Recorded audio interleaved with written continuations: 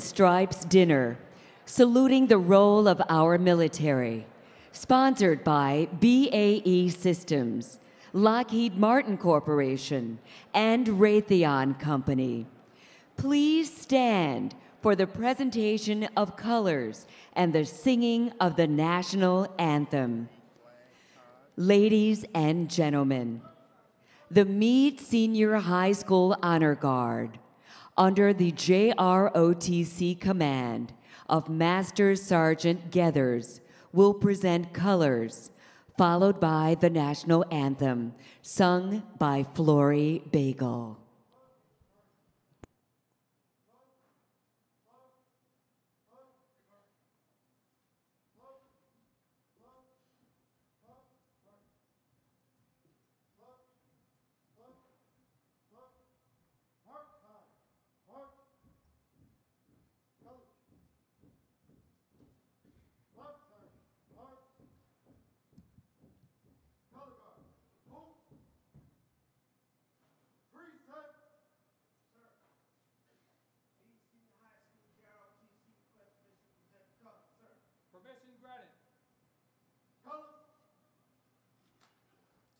Oh, say, can you see by the dawn's early light what so proudly we hailed at the twilight's last gleaming, whose broad stripes and bright stars through the perilous fight o'er the ramparts we watched were so gallantly streaming, and the rocket's red glare, the bombs bursting in air, gave proof through the night that our flag was still there. Oh, say, does that star-spangled banner yet wave o'er the land of the free and the home of the brave?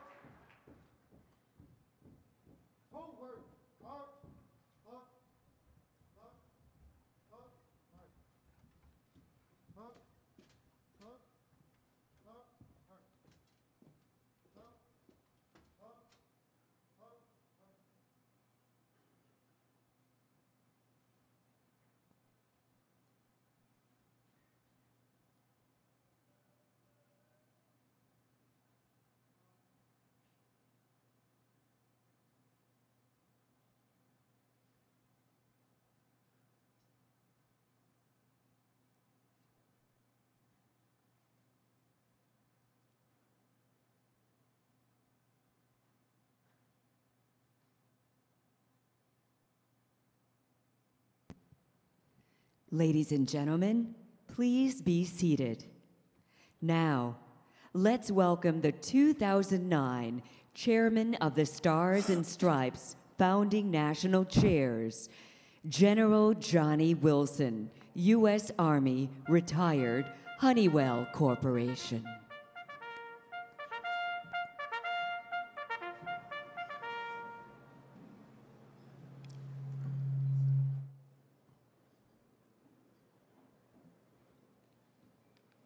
Trying to get some folks in that are lined up in the rear. Well, you know, Dr. Taborn, when we began this venue, there were about 10 of us and a few pancakes and sausages, I believe.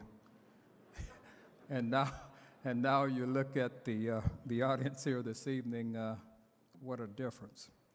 Let me begin by saying good evening, Congresswoman Edwards, General George Casey, Chief of Staff of America's Army, Dr. Taborn, and to all of the proud men and women of our military in attendance tonight, and the many guests who have joined us. A special welcome to the spouses who are here and who sacrifice a great deal on behalf of our nation. What about a hand for all the spouses?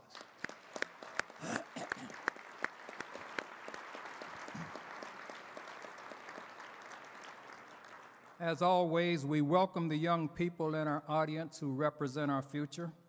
I want to take a moment to give another round of applause to the Meade Senior High School Honor Guard and for our vocalist, Flory Bagel.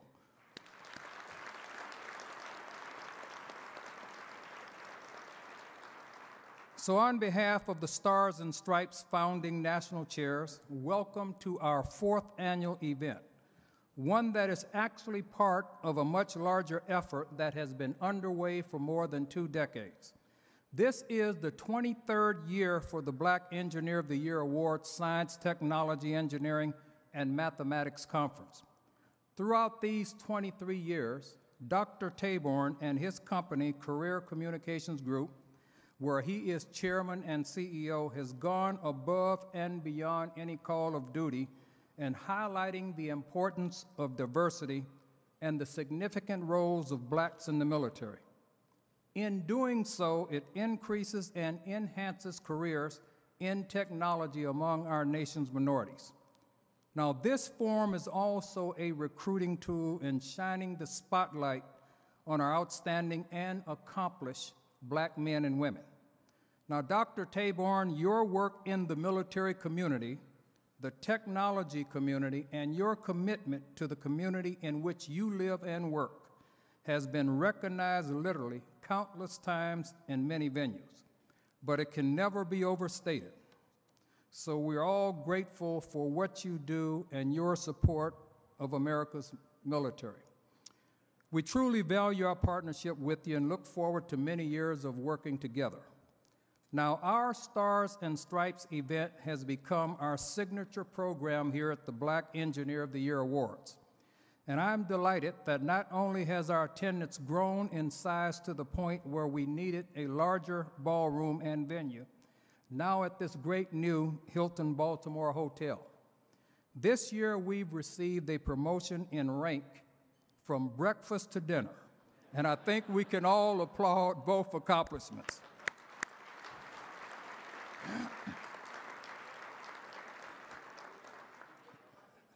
Now, I want to acknowledge the members of the Stars and Stripes Committee who have worked so diligently to make this evening a success, and give a special salute to Admiral Tony Watson. I also want to acknowledge all of our sponsors, past and present, including tonight's sponsors, BAE Systems, Lockheed Martin Corporation, and Raytheon Company.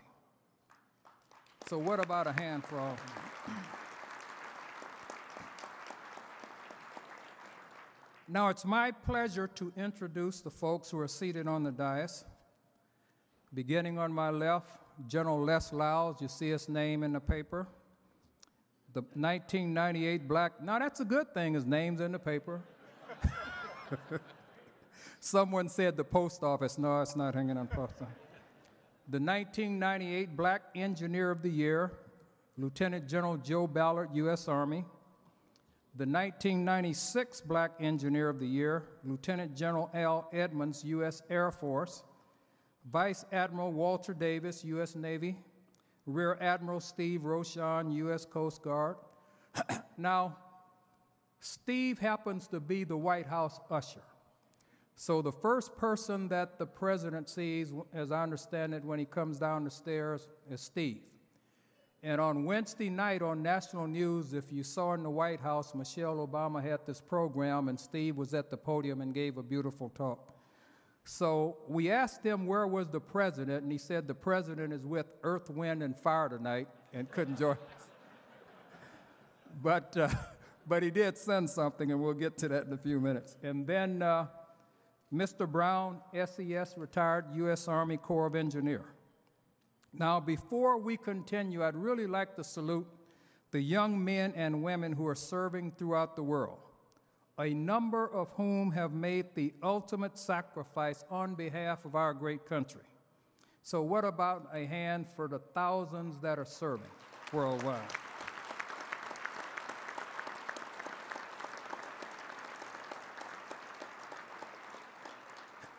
And I ask that we keep them and their families in our prayers.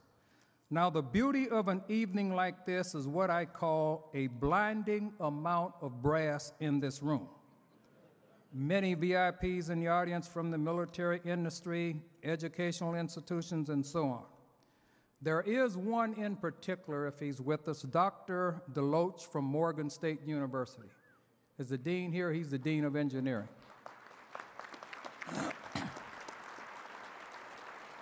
And what a job he has done for our nation, because Morgan graduates more engineers than any HBCU and most major institutions. And of course, we're also fortunate to have with us many CEOs and other top executives from major companies, people like Linda Gooden from Lockheed. Is Linda with us? On the way. People like Mark Neese, president of Honeywell Technology, and the list just goes on and on and on. So we'd certainly like to thank them for their support. Now, the theme of this year's BEA STEM conference is the New American Renaissance, Leading Enlightened Change. And this is especially appropriate for us in light of our pride in America's new Commander-in-Chief, President Barack Obama.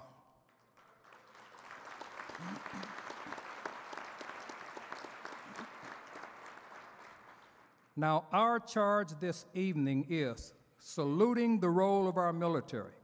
And as I mentioned earlier, this is the 4th year that we're here holding this Stars and Stripes event. So to get the evening off to a proper start, let me see if every active duty and retired military man and woman in the room can get up for a second. Please stand.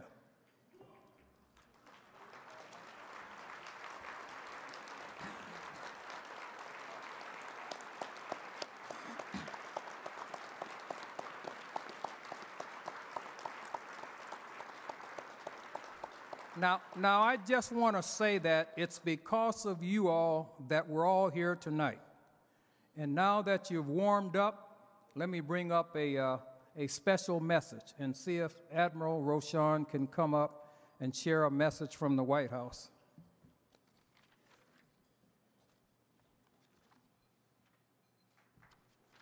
It's okay to clap for him. I mean.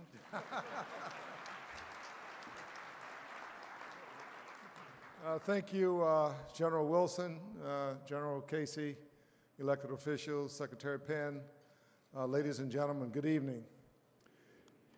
As the Director of the Executive Residence and Chief Usher at the White House, I have the distinct pleasure of greeting the President of the United States every morning, as you heard. Sometimes it's the stairs, but usually it's his elevator. And it's always with a handshake and a warm smile, and I walk with him to the Oval Office, and we have a chance to chat. Some of you have heard about the elevator speech. Well, I get my elevator speech together because he has little things like Afghanistan and stimulus package to worry about. So I can't get on his schedule. All I have is that little 5 minutes from the elevator to the Oval Office. But I mentioned to the President just this morning that he wouldn't see me this evening because I was going to attend the Stars and Stripes dinner tonight, and which he could not make because of his hectic schedule. Earth, Wind, and Fire is Sunday night, General. So he instructed me to tell all of you hello for him, and that he was truly inspired by BEA's work with encouraging our young folks to go into the STEM fields. So I asked if he wouldn't mind sending this in writing. I had to give up a lot this morning to do that, including a couple of tours for the families of the correspondence office, and I had to promise a few other people some other things in order to get this letter to you today. But it did get to the President's desk, and now I'll read the President's presidential message, dated today, February 20th. I am proud to send my congratulations to all those gathered for the 23rd BEA STEM Conference and the Stars and Stripes Awards Dinner in Baltimore. I salute the African American flag officers and general officers present and all the other active and military and civilian personnel in attendance tonight. My schedule precludes me from being with you this evening, but I wish to applaud you on your conference theme this year of the New American Renaissance, Leading Change. Your efforts to help guide our nation's young people toward science, technology, engineering, and mathematics, STEM, feels is a worthy cause and is absolutely critical to this nation and to our world. Michelle and I extend our best wishes on this special occasion. May God bless all those who serve our country, and may God bless the United States of America. Signed, Barack Obama.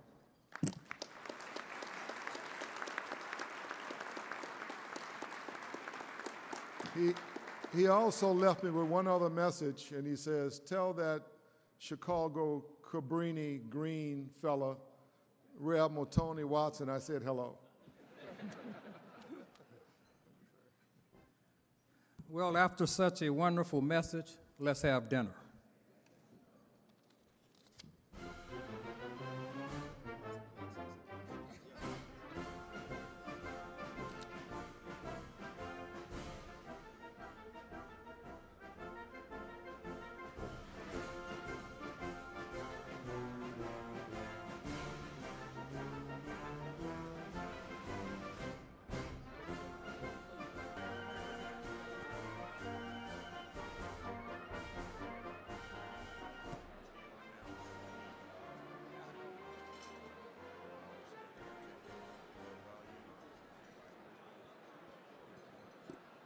Ladies and gentlemen, please welcome back General Johnny Wilson.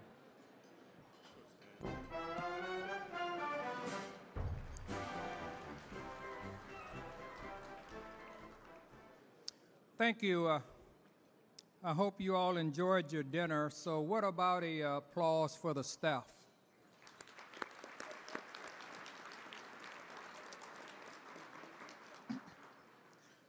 Now, bringing us greetings on behalf of our Black Engineer of the Year Awards alumni is a gentleman who has been attending the Bay Area events for more than a decade.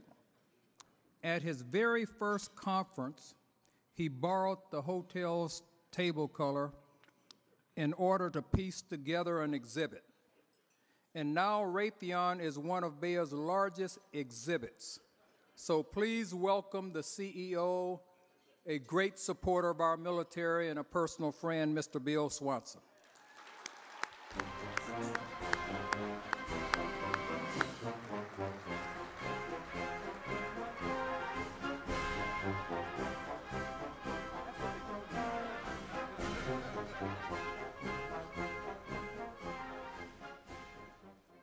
Thank you, General Wilson. I'm not quite sure the story was that way. We tried to make the table look official, but Tyrone, distinguished guests, it's great to be here with my good friend Tyrone Taborn and with all of you. Ty and I go back a long ways to the early 90s, and it's really wonderful to see how Baya has blossomed over the years. And I would just tell you to look around this room. This is unbelievable.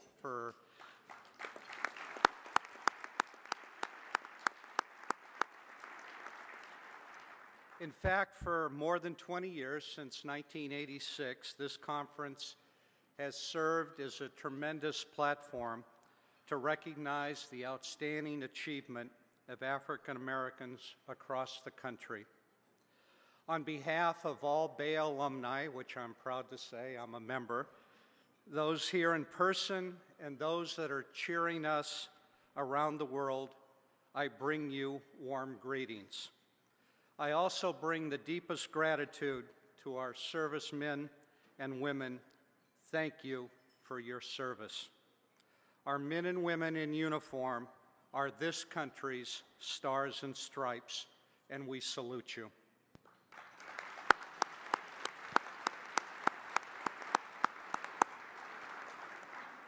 That's why I believe the theme for tonight's event is so appropriate. The new American Renaissance, leading enlightened change, saluting the role of the military. Thank you very much, and please enjoy your evening.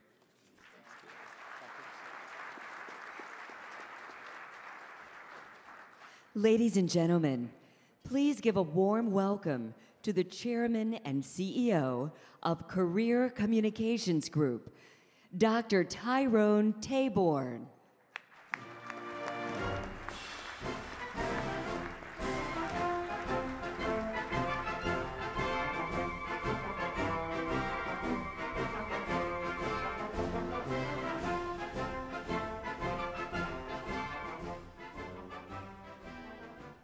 Well, many of you know me, and you know putting a microphone in front of me is like putting candy in front of a baby.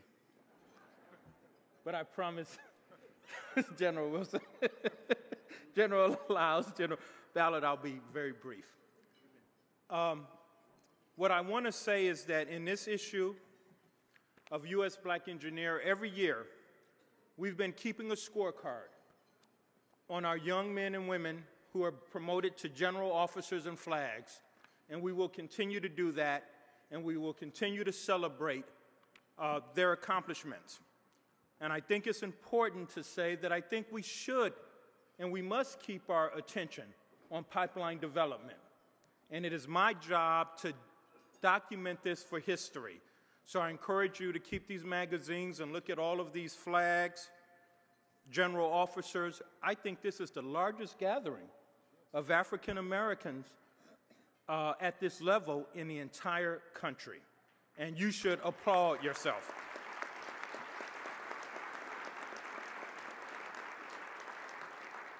Very briefly, let me tell you a couple of reasons why this is even possible. One, I like to acknowledge all of the HBCUs that are here, because many of our leadership come out of the HBCUs. Will all of the educators from the HBCUs please stand?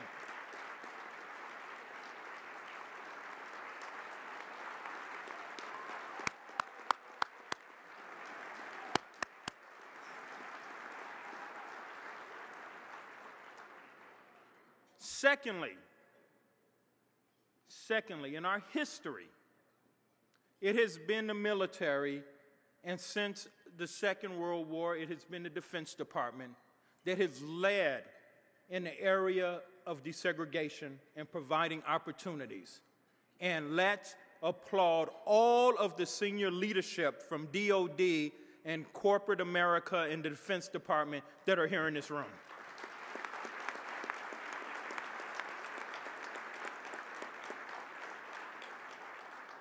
And finally, I have to tell you about these fine people. They're my friends. They've all won or have been recognized by Black Engineer of the Year over the years. You've got 4 stars, 3 stars. You've got the chief usher of the White House here. And I remember after 9/11, when I saw so much media, and I saw all of the talking heads on CNN and other places, and I did not see one African American being interviewed. I sent out an email to the majority of the people at this table, and I said, I know African American 4 stars. I know African American 3 stars. Our young people have to understand the history and the sacrifice, that we're not African Americans, we are also Americans, and we love our country, and we have sacrificed since the very beginning. And so I said to them, I want to put together a townhouse on national security, and we're going to do it at Morgan State. We could have done it at Morehouse, but Morgan State was closer. And C-SPAN, for the first time in history, covered this program, and we had a 2-hour special. and I am still so proud of that.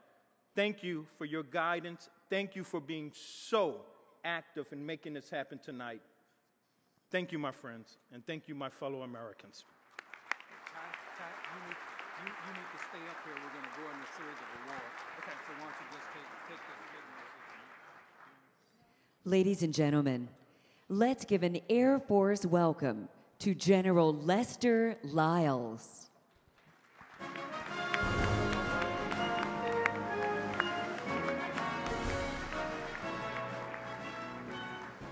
Well, good evening, everybody, and welcome to this wonderful, wonderful event.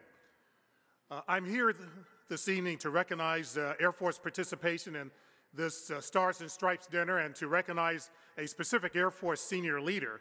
But before I do so, I have to make some remarks about this venue as I look out in the audience here. As Bill Swanson mentioned and Tyrone mentioned and Johnny Wilson mentioned, we are blown away, literally, as we look at this audience. This Stars and Stripes event started out as a small breakfast just a couple of years ago. Tyrone had the idea with Johnny and Al and Joe and Walt and me of getting the flag officers together in part just to introduce ourselves to each other because we didn't always know each other because we're from different services. It started out, I think the first breakfast was a small room in the Renaissance Hotel down by the harbor.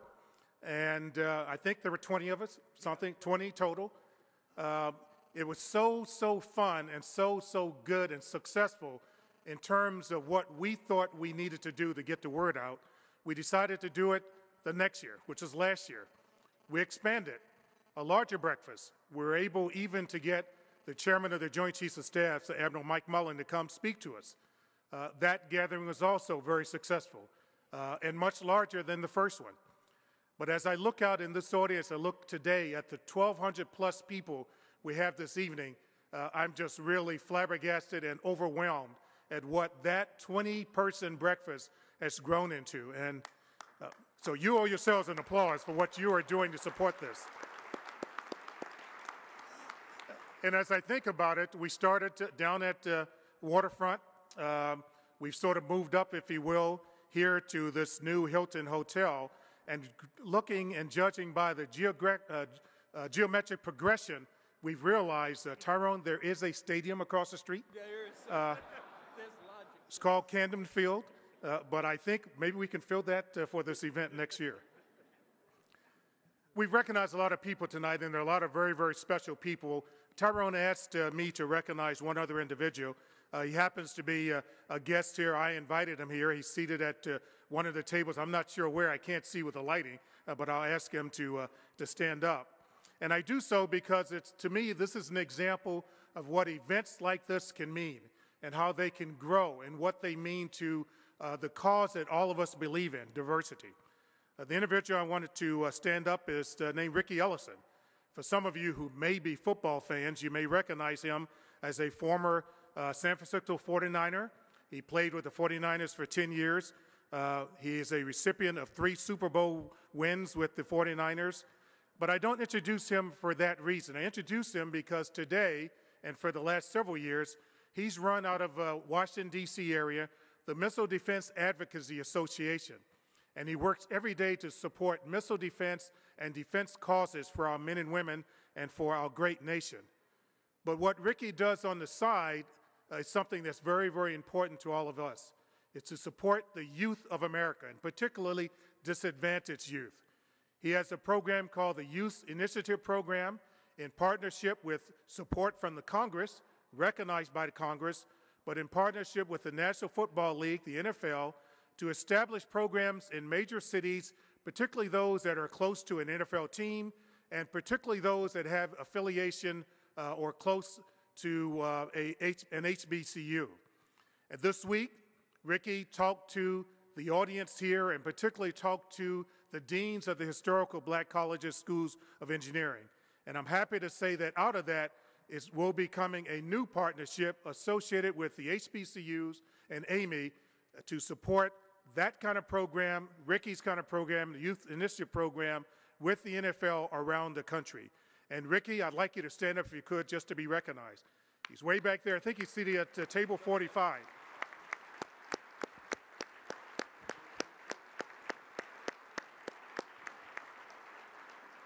Now, I might add, there are a lot of beautiful women here in the audience, everyone that I look out there, and all of you probably have some nice jewelry on, but you haven't seen any bling until you look at the Super Bowl ring he has on his finger. So catch that if you can tonight. Well, I want to recognize the Air Force here at this event. We've had sort of a running challenge, I have to admit, in the 3 years we've had at this event of how many flag officers and great support we could have from the different services. And I'll be honest and very open about this. My Air Force has not been as well represented as the other services in the last couple of years. But that has changed and is changing. We have great leadership in our United States Air Force. I'll recognize one individual in particular. But our new Chief of Staff and our Secretary Mike Donnelly, and Chief of Staff Nordy Schwartz, in partnership with Lieutenant General Dick Newton, who's here tonight, our A1, Head of Personnel and Services for the Air Force. We have great support from throughout the Air Force for tonight's event and certainly for the event tomorrow. So I would like all the Air Force members of the senior executive services and also Air Force general officers, flag officers, to please stand up to be recognized if you could.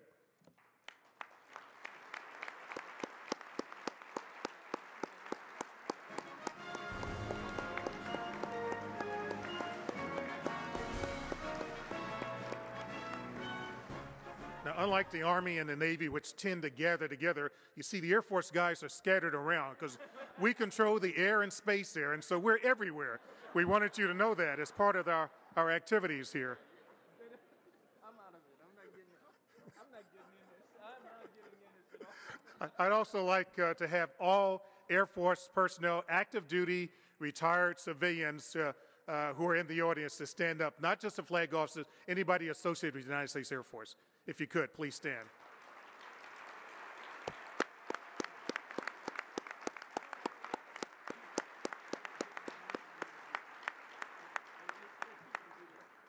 Well, let me get on to my assigned task, because I'm supposed to set the tone for the rest of the guys later, so I probably open up the floodgates for lots of comments and hits. But anyway, I'd like to recognize the recipient of the 2009 Stars and Stripes Award from the Air Force. Last year, we recognized Major General Larry Spencer, who is now the head of budget for the United States Air Force.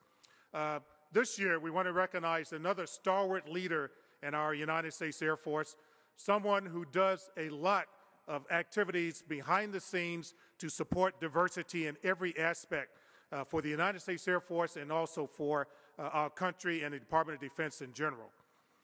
The recipient this year is Major General Gary T. McCoy. Gary is the commander of the Global Logistics Support Center, part of Air Force Materiel Command, but at Scott Air Force Base in Illinois is where he is based. His center integrates enterprise planning and strategy for global command and control and logistics for everything the Air Force does in every place the Air Force is visible and even not visible around the world. Gary is directly responsible for an organization with a budget of $8.5 billion. He has 4,200 people in his specific organization, but because he's responsible for global logistics, you can believe that all 350,000 people in the United States Air Force active duty and all 700,000 Guard, Reserve, civilian, and men and women of the United States Air Force are impacted by everything that Gary does. So I'd like to call to the stage Major General Gary McCoy, and also ask his lovely wife, Emily, if she'd at least stand to be recognized. Emily, if you could stand, and Gary, please come to the front here.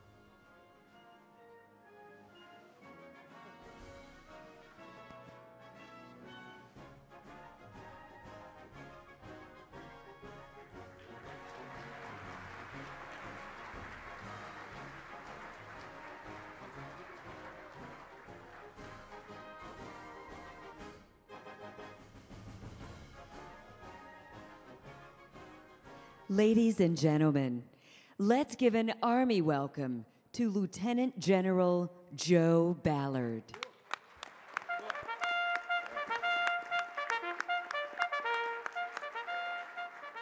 Who? Army strong, Chief.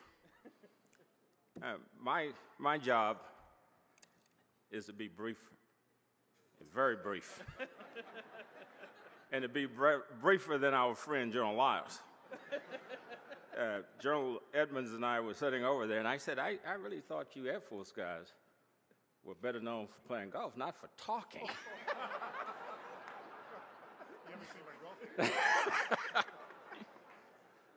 But we do have a rivalry between us, and General Lyles has been trying to make up for having the largest group of Air Force guys. I don't think he's going to make it. He managed to get up to about 8 today.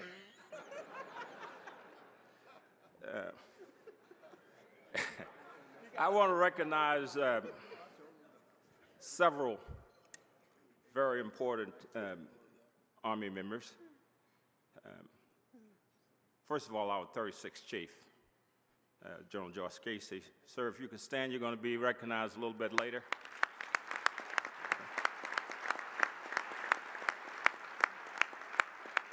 I can't tell you how proud we are to have you here, sir. You're the first chief to speak in front of Bear, and we deeply appreciate your presence. General Casey will be introduced a little bit more later. Then a good friend, a strong Omega man, General Kip Ward, who's the commanding general of AFRICOM, sitting out here.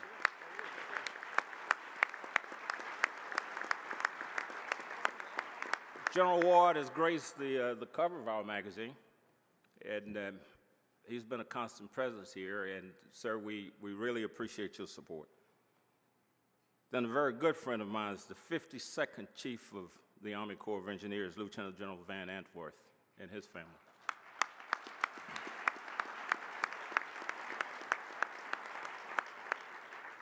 The Army G1, who's in charge of all personnel for General Casey, Lieutenant General Michael Rochelle. I think Mike is here someplace.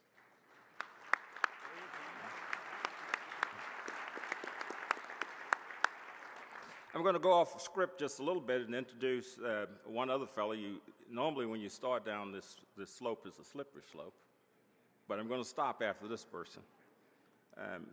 And the reason why I want to introduce him, because the job that he's doing is one of the first of its kind, but it says a lot about the man and his method, his strong reputation for mentoring, his strong sense of integrity, and that's Major General Ron Johnson. Thank you.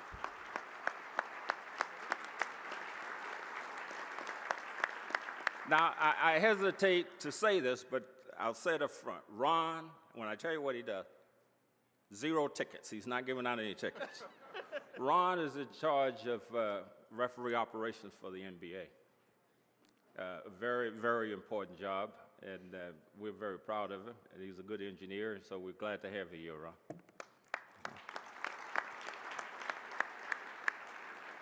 Now, I have to make up for a slip. Sitting on the end of the table there is Bill Brown. We've talked about the flags, but Bill is the only civilian we have on the dais here. And Bill worked for me a long time ago, where he was a senior executive service member in the Army Corps, and at that time, the highest ranking minority engineer in all of DOD. And he's going to come forward a little bit later, but I didn't want to pass up the opportunity to say a few words about Bill.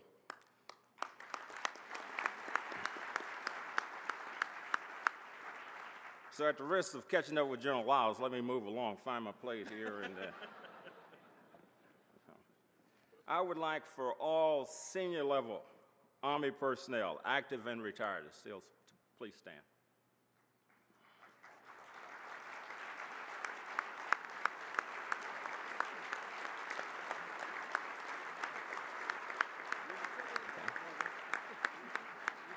I still see some Army guys sitting there. If you're in the Army, stand up.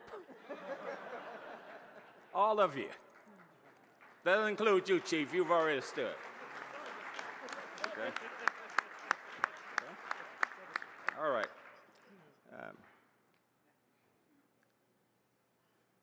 My next duty here is to introduce the recipient of the 2009 in his military career. He's just a tremendous individual. And I'm talking about Colonel Promotable Robert Farrell. Bob, if you can join me at the stage here.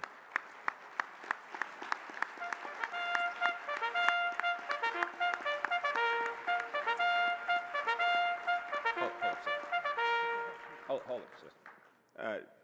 Bob is a military fellow at the Council on Foreign Relations. He served as Chief of Programs Division, Office of Congressional Legislative Affairs.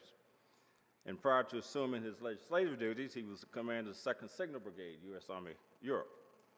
And during his command tour, he deployed soldiers throughout the U.S. European Command, Operation Iraqi Freedom, Operation Enduring Freedom, and other locations in support of the global war on terrorism.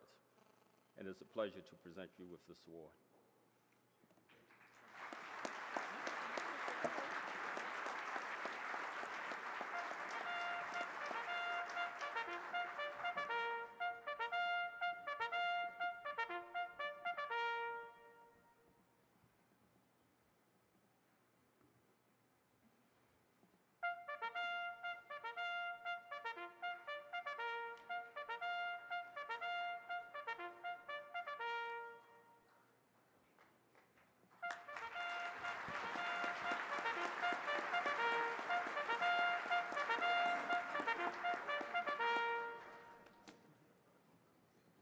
Ladies and gentlemen, let's give a Navy welcome to Vice Admiral Walt Davis.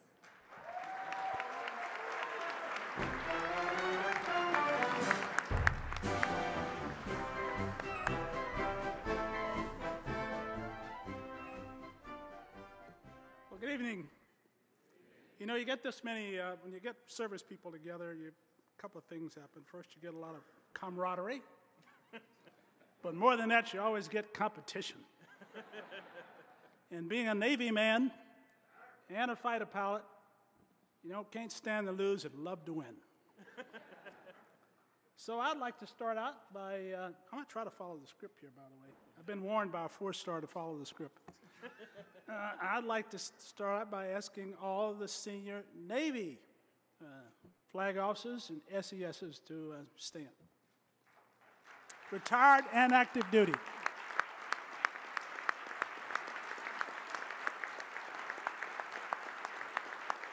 I want all those Master Chiefs out there also to join them.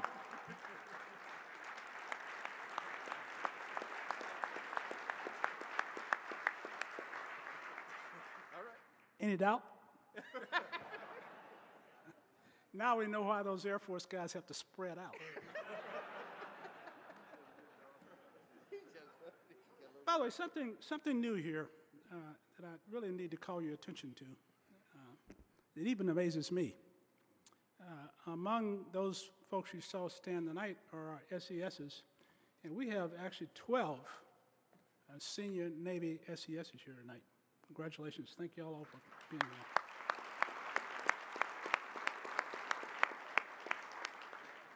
I can't help but individually, however, mention just a couple of people that we've got. This is about engineering, and we've got our 2 3-star leaders of our engineering system commands here, Admiral Villette and Admiral McCoy. Where are you? Get up, stand up again.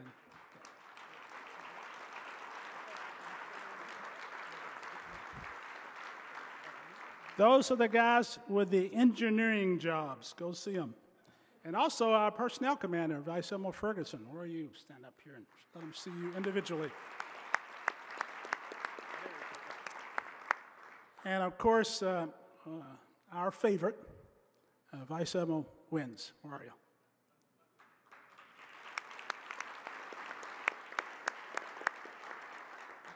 And a person will be part of the program a little later, but we really admire him. And Second Fleet Commander, Vice Admiral Mel Williams. Where are you, man?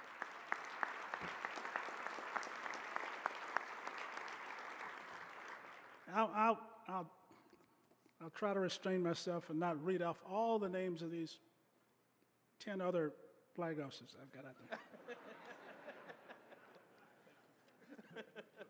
But it's my privilege tonight to really introduce and present the award to our Stars and Stripes Navy winner, Vice Admiral Vic Guillory. Start on up here while I talk.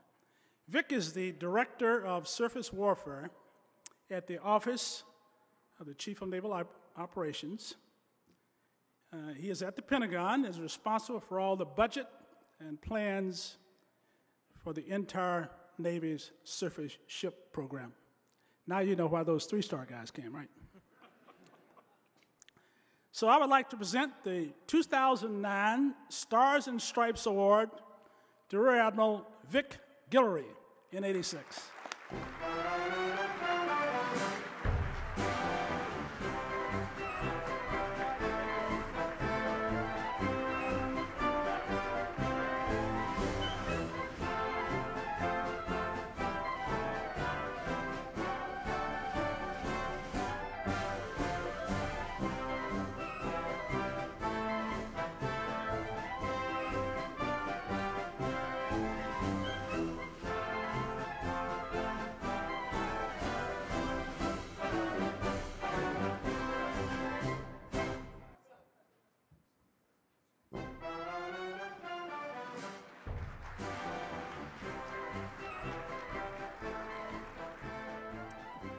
Well, Charlie Bolden, our Marine on our committee, couldn't be here tonight, so I get to do the Marines. So could I ask all those senior flag and general officers and SES Marines to stand? Retired and active duty.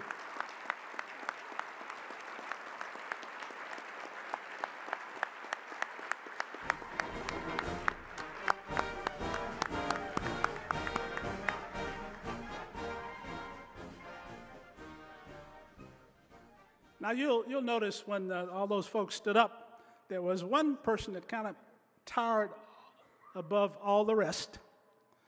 He's a person I think when I met when I was a Lieutenant JG going through Hawaii, and somebody says, you got to go meet this pilot in Hawaii.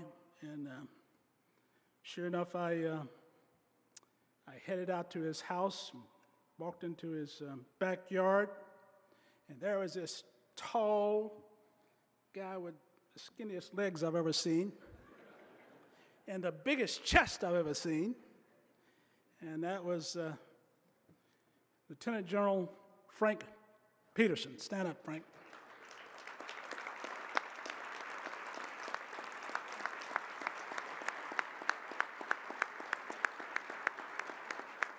Frank is a legend among naval aviators. He really is.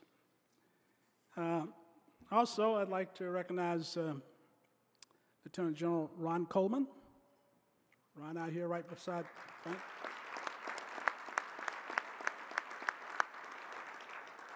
And could I get those other three uniformed Major Generals to stand?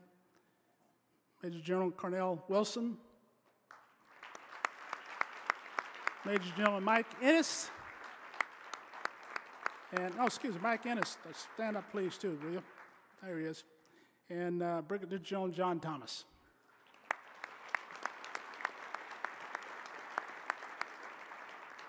Well, this is a really neat privilege to be able to present this award to someone that's going to go really far in the Marines.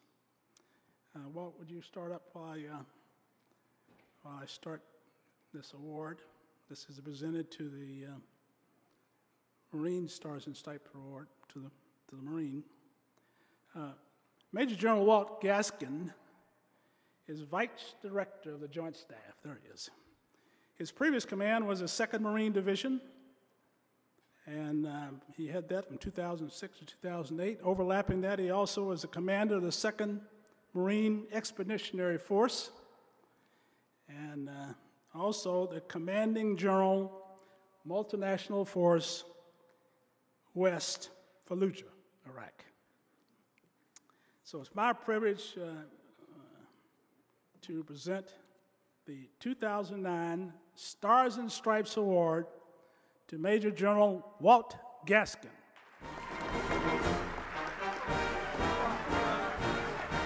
Hoorah!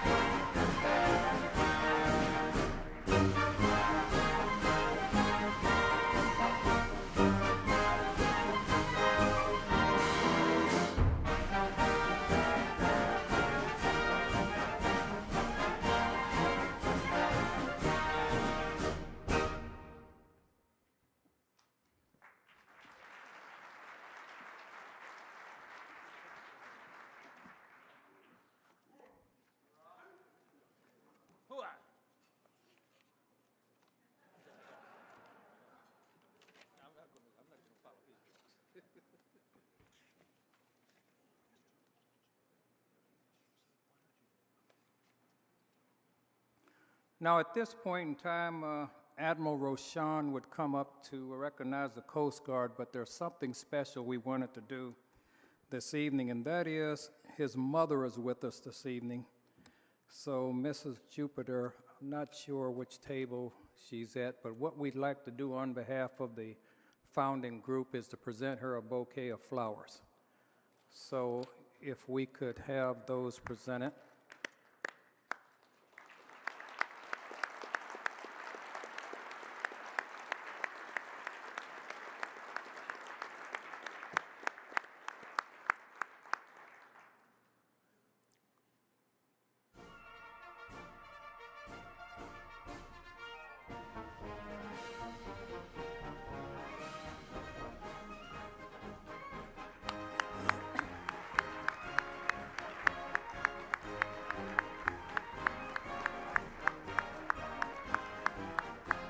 Want to make sure we keep our connections in the White House in case Steve doesn't come through. At this time, let me bring up Admiral Roshan.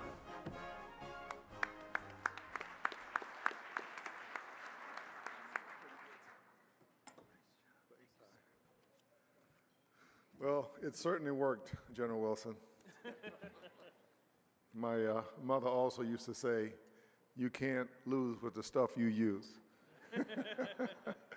But thank you, General.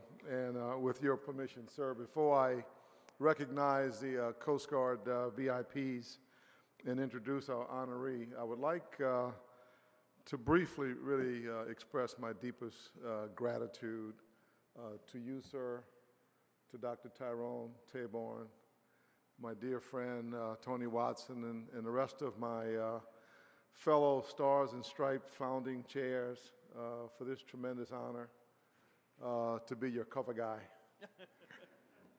It's a little bit better than when the first script came out and it called me a cover boy. But I've been truly blessed over the years, including, as you now know, to have the privilege of caring for the home for the first African-American President, Barack Obama.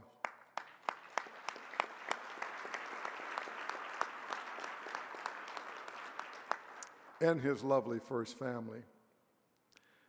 But not in my wildest dreams could I imagine that I would appear on a cover of a highly professional U.S. Black Engineers and IT magazine.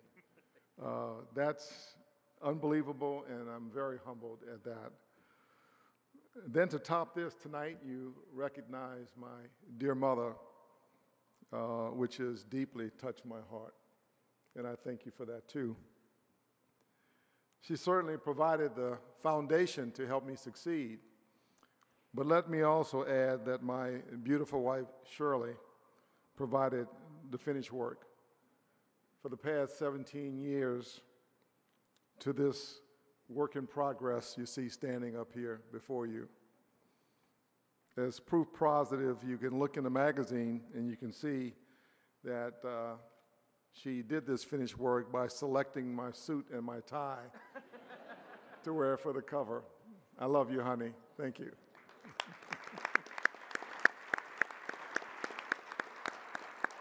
And also, I'd be very remiss if I didn't recognize my wonderful son, Omari Roshan, who is a great source of pride and inspiration for me.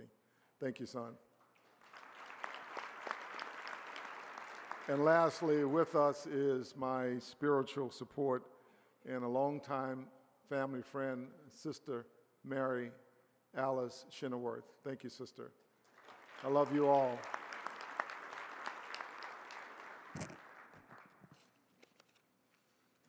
Now I would like to ask all two of the senior level officers, flag and SES, to please stand to be recognized.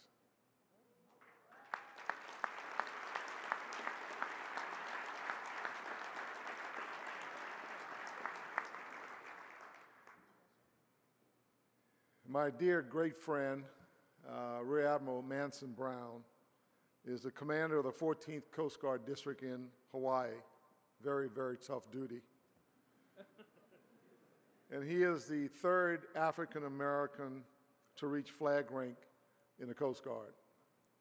Thank you, Manson.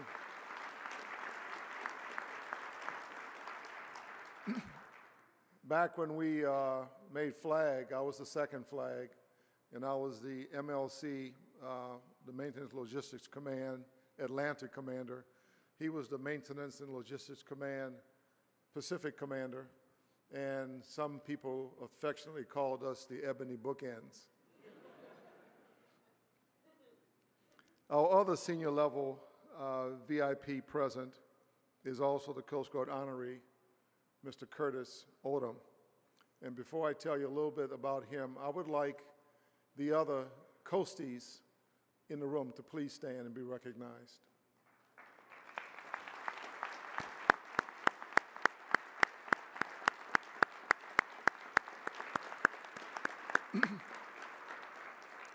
Unlike the Air Force, us Coasties stick together.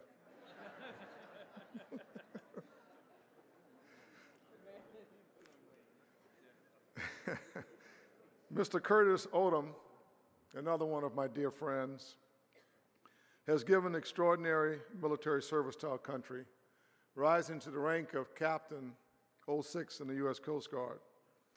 His last command on active duty was commanding officer of Training Center, Cape May, New Jersey, where he molded young minds at our boot camp, supported 5 Coast Guard cutters, and managed 75 housing units for military personnel in the area, and also supported a Coast Guard life-saving station.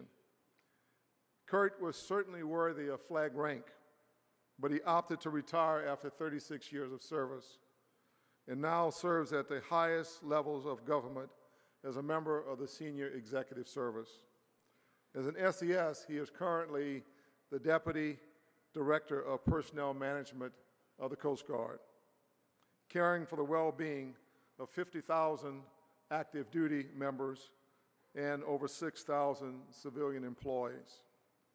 This doubleheader puts him in elite company because only a few have accomplished this, and he should be commended for his lifetime contribution to the service and the nation and to others. I present to you the 2009 Stars and Stripes Award to Mr. Kurt Odom.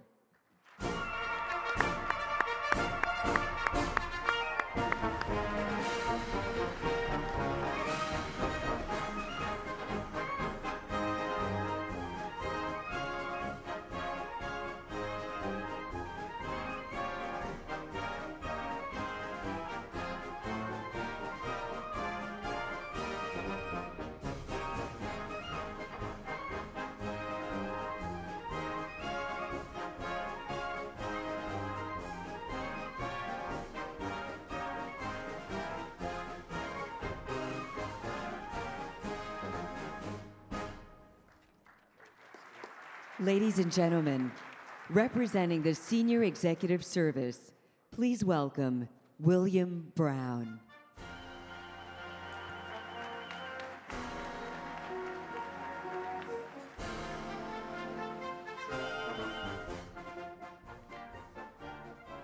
Thank you. I have the distinct honor and privilege of representing members of the Senior Executive Service.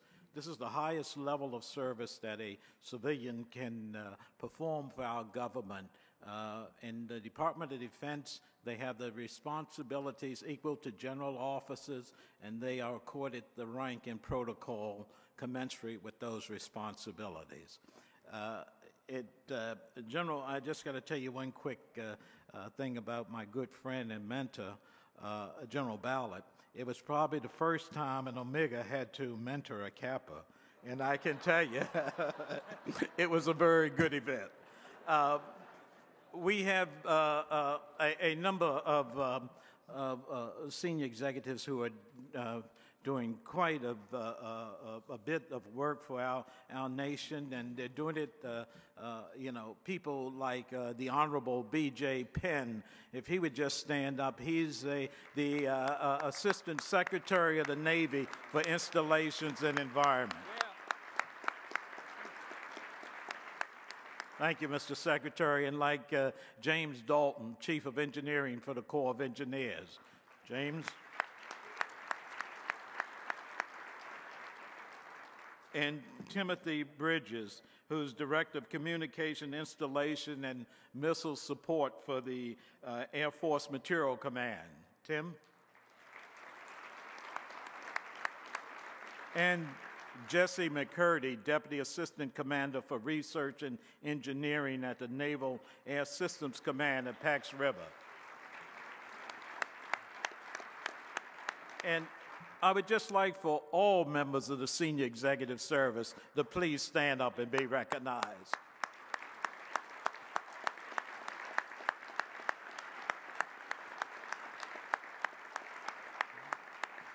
And to put this in perspective, just one note, of the 1.5 million civilian workforce in our government, there are only 6,200 senior executive positions, and less than 200 are occupied by African Americans. So they are really a rare breed, so to speak. I have the pleasure to present the Senior Executive Award this evening to an individual that I have come to know over the years, watch her career blossom, watch her just accelerate and take charge in leadership positions. The award is going to be presented to Chris Hinton Lee. Let me tell you a little bit about Ms. Lee, and if she would start to come forward at this point. Chris is a member of the Senior Executive Service, and Chris works at the South Atlantic Division of the Army Corps of Engineers. She also is dual-headed as the Chief Architect of the Corps of Engineers. She is an architect. Chris recently served a 6-month tour in Iraq, and she was there at the same time General Casey was there. Chris, in her current responsibilities, in her current position, is responsible for the design and construction at major military installations for both the Army and the Air Force in the southeastern portion of our country. That's 11 major Army posts and 13 Air Force posts. Recently, she was awarded the prestigious Presidential Rank Award. Chris, congratulations.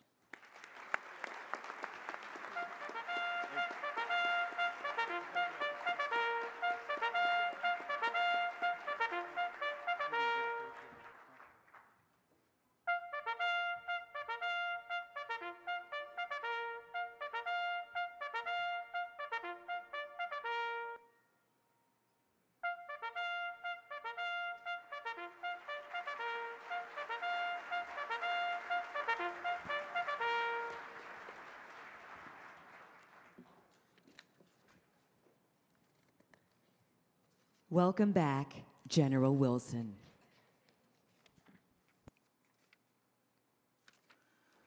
Now we come to the presentation of the Bea Military Award of Distinction.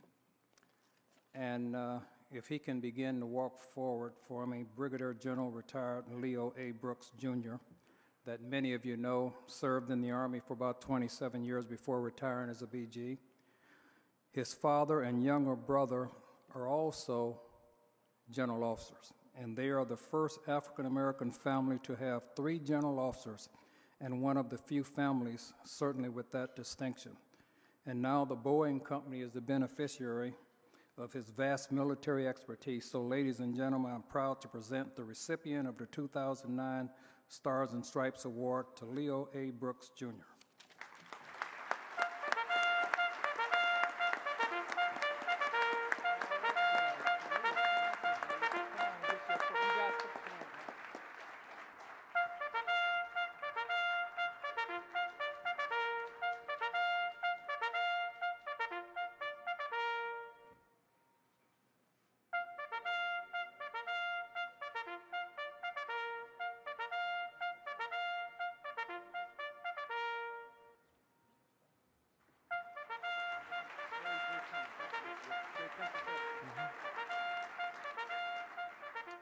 Well, General Wilson, thank you for this great honor. I believe in the words that say, to whom much is given, much is required. And I got to tell you, I've been given inspiration, drive, example from wonderful parents who are here in this room, from mentors. I've had the opportunity to learn to appreciate the value of an education from leaders, from teachers, from coaches. And I've learned the meaning of purpose through my 27 years of service in the Army with great soldiers and working with the outstanding men and women of the Boeing Company. And I've benefited from the love and support of a beautiful wife and 4 outstanding children. So I am truly honored to receive this award on behalf of all of them. And I'm committed to providing the inspiration for others that has been so richly provided to me. God bless you all. Thank you.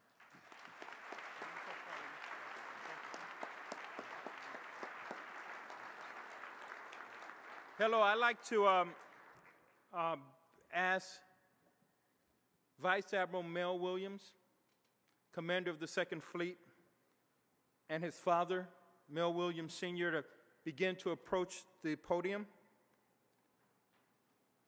And as I do this for this next special presentation, I'd like to make sure that I recognize Vice Admiral Adam Robinson, the Surgeon General of the U.S. Navy, who's here.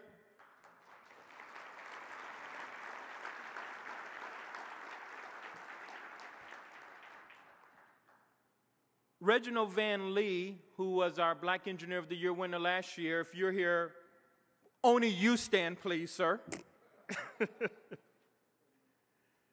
So anyway, Reggie was here earlier today, and it is indeed my pleasure. I've been looking for her all day, and she's somehow hidden from me.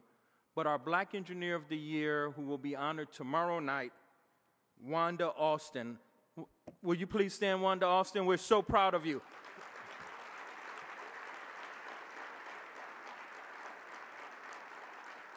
And I like to say our program is nearing an end, but we're running a little late. But I just really hope you understand we are in uncharted waters. Nothing like this historically has ever happened. And I hope you walk away from here and understand the richness of the history of what's happening here. And if you will stay up all night on Sunday night to watch the Academy Awards, you will see we're doing a whole lot better on our timing. Sir? Thank you. Good turn. All right. Well, good evening, everyone.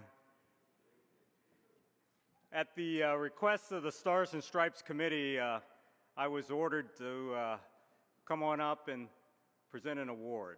And it's truly a privilege for me as an active duty naval officer to recognize someone who has served our country so well with the support of his bride of over 55 years, Ruth Williams. There's a Navy enlisted person named Mel Williams Sr., who entered the United States Navy in 1951, was very intelligent, and at that time did not have the opportunities that perhaps he may have wanted. He was relegated to the Navy Steward branch, and with a positive attitude and a commitment to excellence, he did well and achieved the rank of Master Chief Petty Officer, which is the highest enlisted rating in the Navy.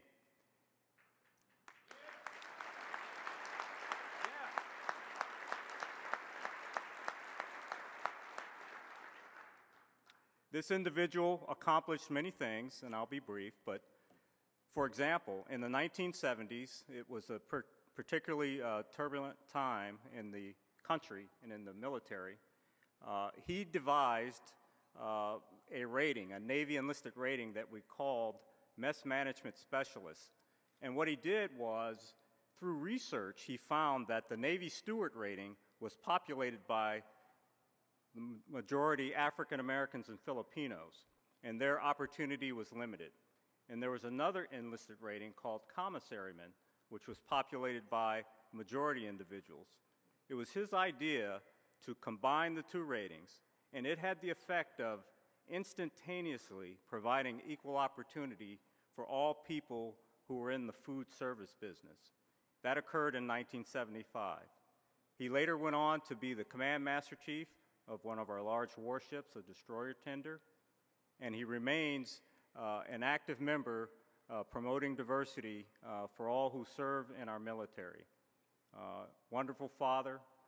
He inculcated within me the values that I maintain today, and I'm very honored to be able to present an award to a sailor who served for some 27 years with honor, courage, and commitment, Master Chief Mel Williams, Sr., retired.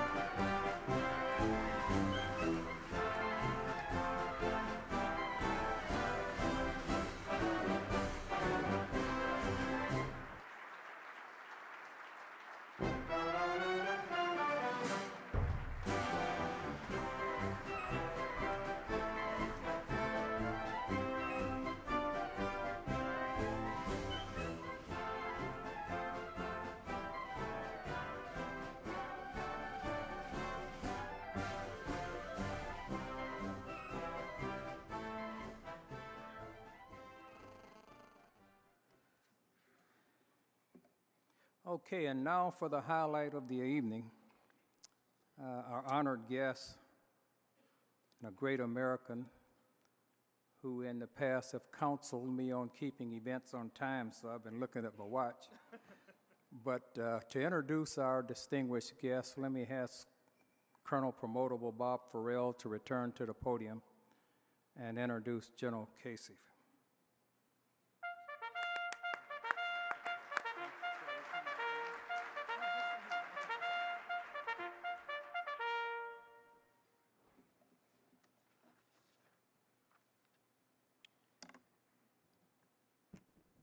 Distinguished guests, ladies and gentlemen, good evening. Let me try that again. I guess they must be sleeping. Distinguished guests, ladies and gentlemen, good evening. There you go. I have the privilege tonight to introduce our keynote speaker tonight, and I was counseled to keep it brief. But I need to share with you some items about this great leader that you wouldn't normally find in a bio. As a son of a soldier, he joined this world as a part of the Army family. He has seen many changes in the Army, including good and bad times for the force. Shaped by his experiences, it is General Casey's vision for the future of the Army to bring the force into balance while operating in an environment of persistent conflict. To achieve this balance, General Casey has focused our Army on 4 imperatives: sustain, prepare, reset, and transform.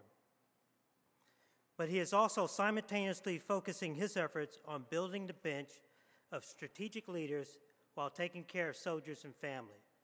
In this vein, he recognizes that diversity is a key element in achieving total balance, stating that the strength of the Army comes from our diversity.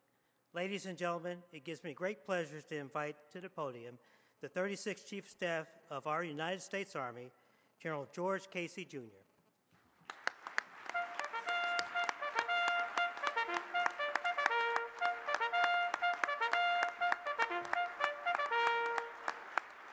Thank you, Tyrone. Thank you, General Chief.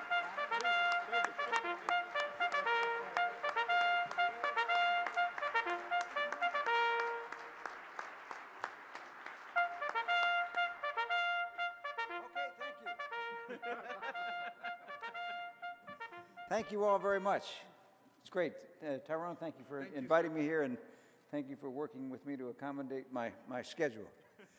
I must say, this is my first Stars and Stripes dinner, and I got to tell you, there is just a great sense of family and community here, and you ought to feel very good and very proud of that. And how about a big hand for all these pioneers up here that have really led the way for everybody else?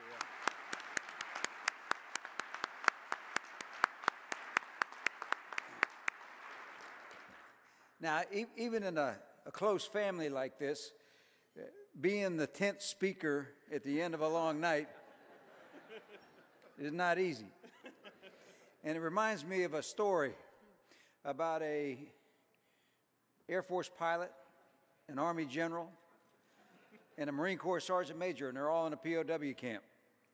And one afternoon, the commandant comes in and says, "I got bad news for you. Tomorrow at dawn, you're all going to face the firing squad, but I'm here to grant you your last wish."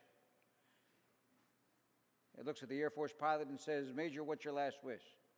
He said, "I would like to have my last meal by candlelight with a beautiful woman." He said, "It will be done." He looks at the Army general and says, "General, what's your last wish?" He sucks himself up to his full height of 5'9". And he says, "I'd like to address the troops one more time." He says, "It will be done." He looks at that old Marine Sergeant Major and says, "Sergeant Major, what's your last request?" He says, "I'd like to be shot an hour before the general starts talking."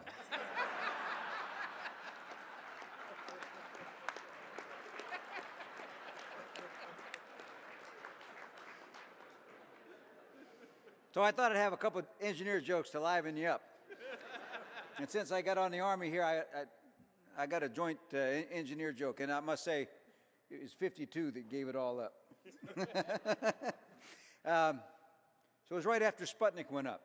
You know, the Eisenhower administration was in a crash program. They just moved a whole bunch of engineers into the space program, and there was an Air Force engineer, an Army engineer, and a Navy engineer, and they're all doing what we do, you know, sitting around and kind of giving it my service is better than your service kind of stuff. And the Navy guy says, "Well, you know, in a few months, the Navy expects to have a pilot in orbit." Well, the Army guy, not to be outdone, says, "In a year, we expect to have a man on the moon." And the Air Force guy looks at him and says, "That's nothing. We're going to put a man on the sun." And the Army Navy guy said, What are you talking about? How are you going to put a man on the sun?" He said, "We're going to go in the dark."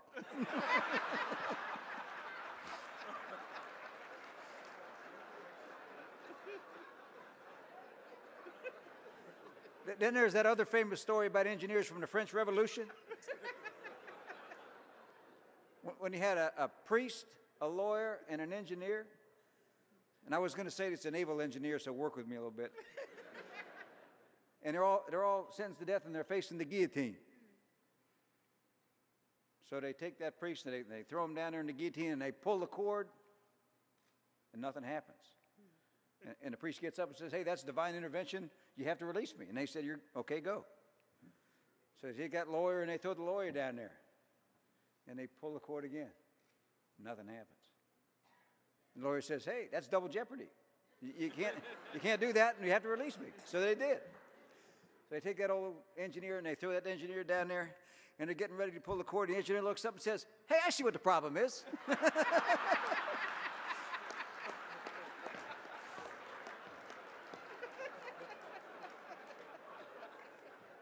One last one here. I'm having fun with this. So here, for the first time anywhere, unveiled, are the top 10 reasons or indicators that you might be an engineer. Number 10, you can type 70 words a minute, but you can't read your own handwriting. Number 9, you have more friends on the internet than you do in person. Number 8, you look forward to Christmas so you can put the kids' toys together. Number 7, when you see a great design, you still have to change it. I like this one. Number 6, you spent more money on your calculator than you did on your wife's engagement ring.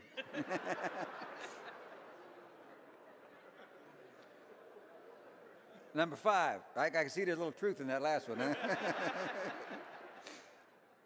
Number 5, you chuckle when anyone says centrifugal force. I didn't get that one either. Yeah.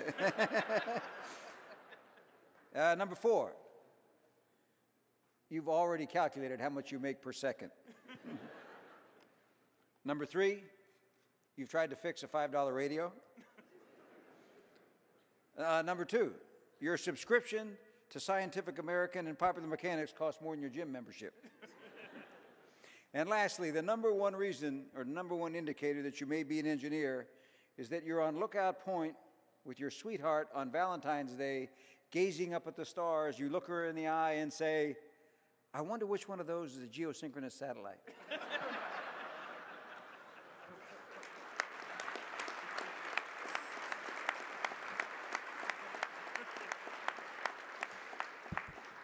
Anyway, thanks. I'd like to get a little serious now here, just soil. And they're not going to quit, and they're not going to give up, and they're not going to go away easily. And it's the men and women of your armed forces that are carrying the fight to them around the world today and is allowing us to do what we do back here at home.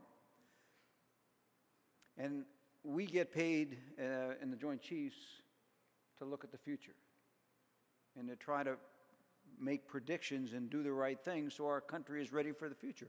We weren't ready on September 11th. We didn't have the army that the country needed for the 21st century on September 11th. We've worked hard to build that army, and we're almost there. But as I look to the future now, what I see is a long-term ideological struggle that's only going to be compounded by the global trends that I see out there. And I'm sure you see the same ones. Globalization. There's no question that globalization, at least until a few months ago, was bringing prosperity to countries all around the globe. But that prosperity was unevenly distributed. If you look South America, Africa, Middle East, South Asia, Southeast Asia, the benefits of global prosperity are very unevenly distributed. That can lead to a have and have not culture that can be exploited by extremist organizations. Technology is another double-edged sword. The same technology that is bringing knowledge to anyone with a computer and a hookup is being used by terrorists to export terrorism around the globe. Demographics are going in the wrong direction. The population of some developing countries like Pakistan are expected to double in the next decade. Imagine the challenges that will bring to an already overburdened government. By 2020, the expectation is that 2.5 billion people will live below the poverty level. And if you look in India and China, the middle classes in India and China are both larger than the population of the United States. That's a lot of two-car families. Imagine what that does for competition for resources. And the two things that worry me most, safe havens, countries or parts of countries where the indigenous governments and security forces can't or won't deny their territory as a safe haven for terrorists, and weapons of mass destruction. And we know there's over 1,200 terrorist organizations around the world. They're looking for weapons of mass destruction. And I firmly believe that when they get one, and I expect they will in the next 5 years or so, they'll try to use it against the developed country. So when I look at those trends, I look at the fact we're at war, what I see is an era, a decade or so, of what I call persistent conflict. protracted confrontation among states, non-states, and individual actors who are increasingly willing to use violence to accomplish their political and ideological objectives. If you look at what happened in Mumbai not long ago, that's what's going to happen. And it's not going to involve us all the time, but it's out there. And so as I look at that persistent conflict as a service chief, I have to ask the question, okay, then what is war going to look like in the 21st century? And a lot of people look at Iraq and Afghanistan and say, oh, that's what it's going to be. And I say maybe. If you look at what happened in Lebanon in the summer of 2006, where you had Hezbollah, a non-state actor, a terrorist organization, operating inside a state, Lebanon, supported by another state, Iran, fighting yet another state, Israel, and 3,000 Hezbollah operatives that were armed by Iran with the instruments of state power held off a well-equipped, well-trained Israeli force of 30,000 men and denied them their objectives. They used improvised explosive devices to channelize the attacking Israeli forces into kill zones, where they shot at them with modern anti-tank guided missiles. They shot down an Israeli helicopter with a surface-to-air missile. They shot an Israeli ship in the Mediterranean Sea with a cruise missile. They used secure cell phones and computers for command and control, and they got their message out on local television. That's the kind of hybrid warfare that we're going to be involved in. And as you look at that, it is very, very complex. And the key thing that comes to us in the Army is it's all going to be about leadership. And it's all going to be about the type of leaders that you've recognized here tonight. And they're the ones that are going to have to chart the path through this very difficult and complex period. Now, tonight we've recognized, with the exception of retired Master Chief Williams, we've recognized officers. And I will tell you that we have a national asset here in all of the armed forces, and that's our non-commissioned officer corps.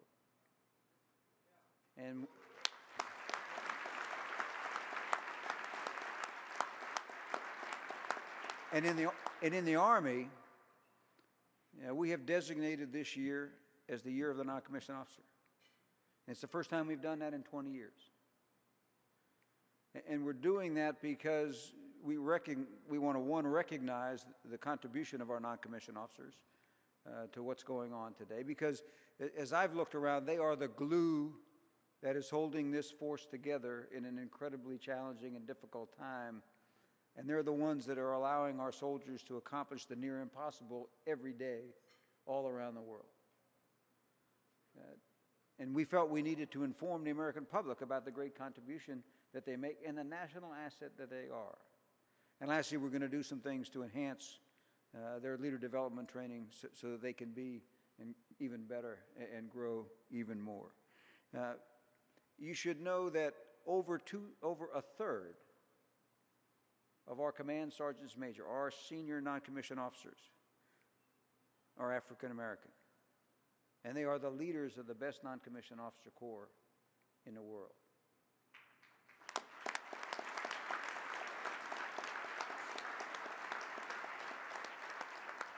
And the history of our non-commissioned officers goes back a long ways. I can point to leaders like Sergeant Emmanuel Stantz. He was a Buffalo soldier from Troop F, 9th Cavalry, a squad leader in Texas during the Indian Wars. He was the first African American awarded, in the regular Army, awarded the Congressional Medal of Honor for heroism in battle. I can point to leaders like Sergeant First Class William Bryant from Alpha Company, 5th Special Forces Group, who 100 years later, after Sergeant Stantz won his Medal of Honor, was awarded the Medal of Honor after leading a 36-hour fight to retain his fire base against an attack by 3 North Vietnamese regiments. He was awarded that award posthumously and that was the last African American to be awarded the Medal of Honor. And I can point to leaders like Sergeant Chris Waiters, who as a young specialist in Baghdad in April of 2005 was awarded the Distinguished Service Cross for gallantry in action. He was riding in his Stryker.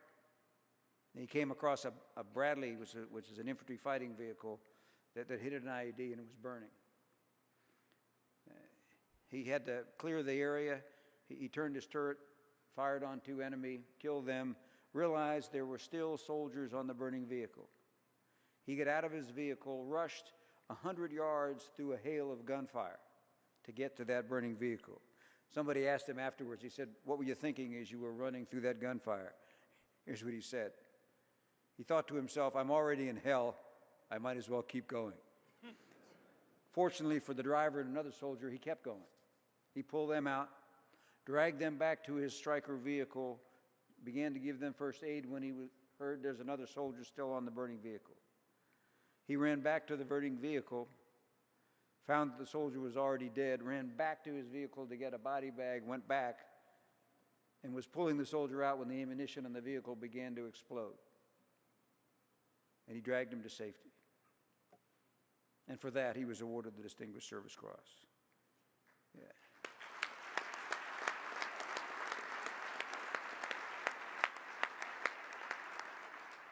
One of the elements of our war ethos is to never leave a fallen comrade. And Staff Sergeant Waiters demonstrated that. Sergeant Stantz, Sergeant First Class Bryant, Staff Sergeant Waiters.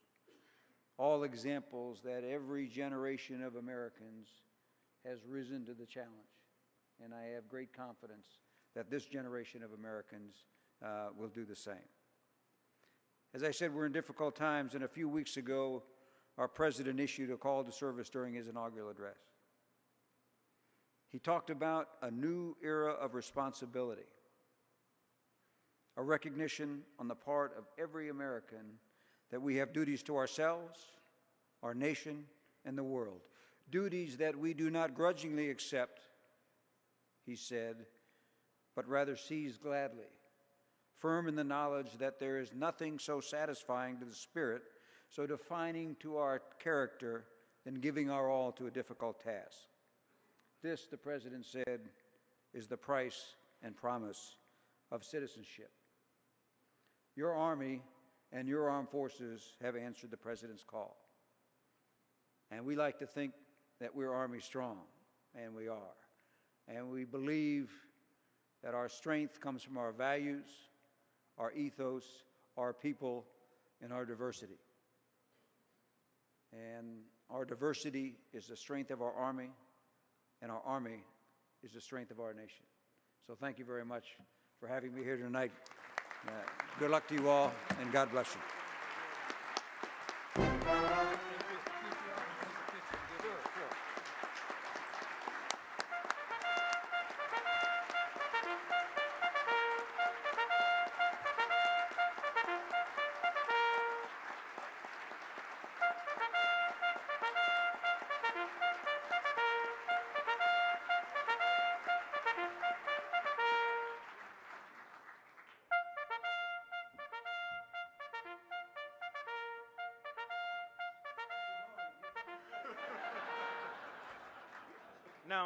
Now, Chief, before you leave, in a new tradition we've created, you are now officially a member of the Black Engineer of the Year Alumni Committee.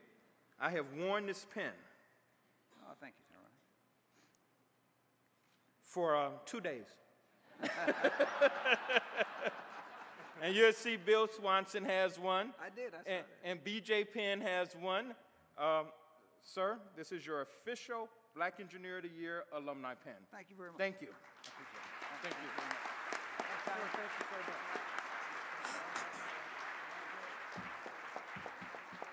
You don't have anything else to say? I'm through.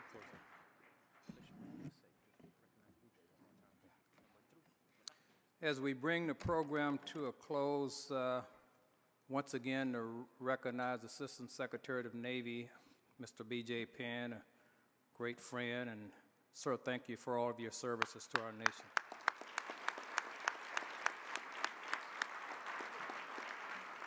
If Marilyn Bagel is still with us, Marilyn, thank you. She'll know what I mean by that as we worked our way through the script.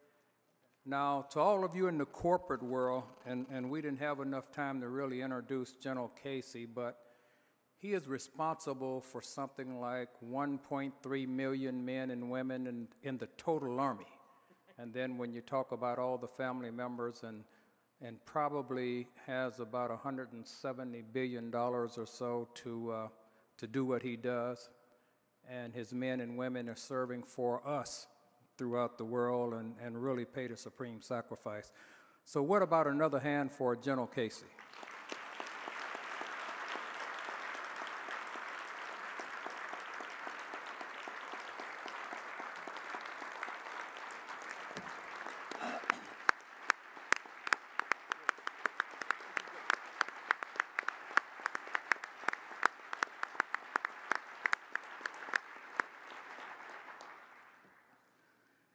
Now, since this is a democracy, you know the Air Force and the Navy took up most of the time at the podium, so we need to vote for the host for next year. How many vote for the Air Force? Oh, the little light. No, the Navy, no, it says the Navy. The Navy's the next year. 100th anniversary of naval aviation. Okay, the Air Force, since their numbers and they're spread throughout, they'll be the host for next year. Yes. But let me close by saying it's been an honor for the U.S. Army to host this evening's event, and thanks for sharing your time and being with you. Thank you all. God bless you. See you next year.